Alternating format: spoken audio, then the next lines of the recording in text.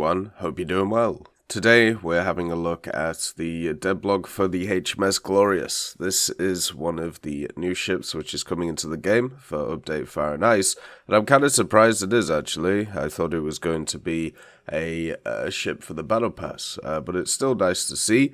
This is a battle cruiser. It's going to be for Britain and also in rank 5. By the way, I'm still struggling with some flu, as you could probably tell.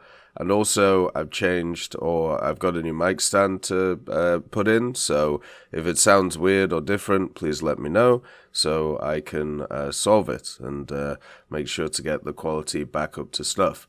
Anyway, let's get into the history of the HMS Glorious. During the First World War, Admiral Fisher of the Royal Navy drew up a plan to invade German territory via a naval invasion on its Baltic coastline.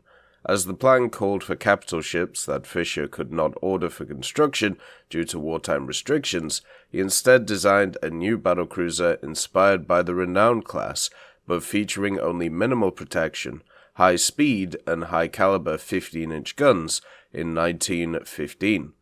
Fisher's plan called for the construction of 3 ships, of which the lead ship, HMS Courageous, was laid down in March, followed by HMS Glorious in May and HMS Furious in June. HMS Glorious was launched in April 1916 and completed later in October, before being handed off to the Royal Navy for commissioning into service. After Fisher left the post of First Sea Lord, the concept of these ships was criticized due to the imbalance in their combat characteristics, primarily weapons and protection. Nevertheless, HMS Glorious still took part in some major operations in the final years of the First World War, such as the Second Battle of Heligoland, Bight, in November of 1917. The warship was also present at the surrender of the German High Sea Fleets on the 21st November 1918, and in the post-war period, and under the terms of the Washington Naval Treaty, HMS Glorious was selected to be converted into an aircraft carrier. The conversion took place between 1924 to 1930, with HMS Glorious later on serving in the Second World War before ultimately meeting its fate after a clash with the German battleships the Scharnhorst and the Gneisenau in 1940. So looking at the HMS Glorious and its stats, it's going to be real hard to balance this thing. It's going to be one of those vehicles which I feel like it's never going to really fit whatever BR it's going to be at, since it has some really weird characteristics. So the first thing is, it is a battle cruiser, but it's basically only a battle cruiser by size of gun. And those guns, you only have 4 of them. So you're not talking about like this massive barrage of firepower that is coming in to the battlefield. Basically, you have 2 twin 15-inch cannons, which it is exactly the same ones which are fitted to the hood, and you know they're going to do a ton of damage when they hit something, but you're still only on 4 of them, and at the same time, the reload of them is pretty long. So you're gonna be like smashing something and then not really doing anything after that, and you're gonna just be sat there waiting. And if one of your turrets is taken out, well, guess what? That's half your firepower just gone straight away. It's kind of like the SKR-7 in a way, but the SKR-7 has rapid fire guns, so you can just keep pounding damage over and over and over again, and that's how you kind of deal with targets. With this thing, you have to be very accurate with your shots, which can be very hard to do at long range, and if you're not accurate with your shots, then you leave yourself open for the enemy to just absolutely annihilate you.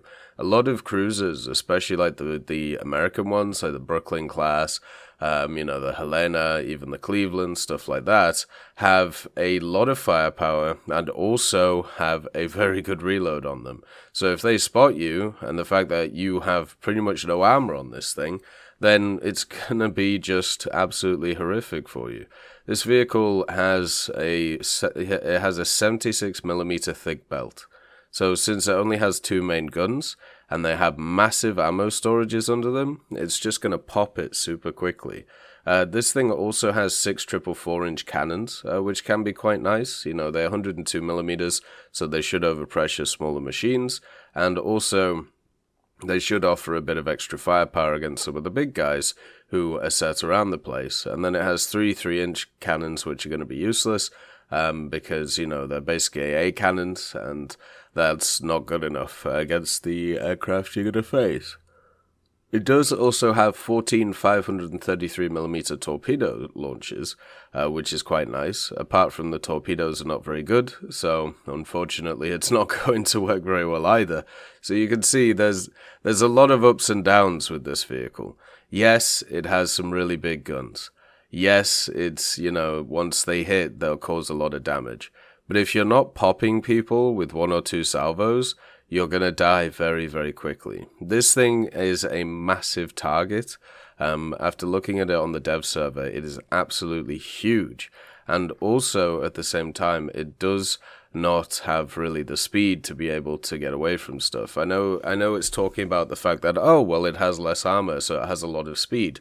Well, it has 90,000 horsepower under the hood, and that means it can go 32 knots or 59 kilometers an hour, which is alright, you know? It means that it can keep up with the stuff that it's going to face, e.g. cruisers. So we're not talking about a vehicle which is going to be a trailblazer. It's not going to be crazy fast or anything like that. It's just going to be the same as everything else that it fights. So you are super reliant on a very, very small part of the machine, while the rest of it is either pretty average or below average. So since this thing's at rank 5, it's going to be interesting to see what BR they put it at. Because the BR, this thing could actually face stuff like destroyers and still get mauled, if they're like the 5.0 ones from America. But against a lot of the other ones, it would do pretty well, because they'll just only be able to sling HE, like with the 150mm from the Germans. But it's just really odd how this thing's going to fit. I don't really know how vehicles like this fit in the game. But we'll have to see, I suppose, as we go forward when it comes to War Thunder. It is a beautiful looking ship, I'll give it that. And also, it's a candidate where if they decide to put aircraft carriers in the future, well, you'll be able to use this thing, since it was converted into one later on. So there's that possibility, which is kind of interesting to think about.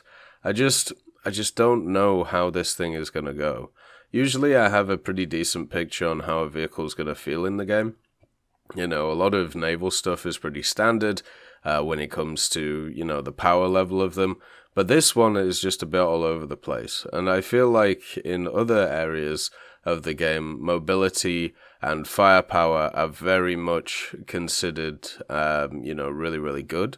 Where in naval, it really is more of like the triangle, where mobility might not be the biggest one, but it is obviously useful to reposition and get your guns on target. The firepower you need to be able to punch through the enemy's armor, and then also you need armor, so the secondary effect of a lot of shells is a lot less. So it's really going to be interesting to see how this one works, since we don't really have a vehicle in the game which has this type of setup between the 3 and the triangle. As always though, I hope you have a wonderful day, and I'll see you next time. I'd like to thank Forge, Siegebreak, Carrion Crow, Nicholas Richardson, Elove Goat, Pyman, Winter Scientist, Merciless Reaper, Orange Tail, Teddy, Daniel Stanton, Moxie, B. Young, and also Sem Arslan, Wilkski, Uncle Bean, Derek R., Bareen, Lafouche, and Samuel Slick for supporting the channel.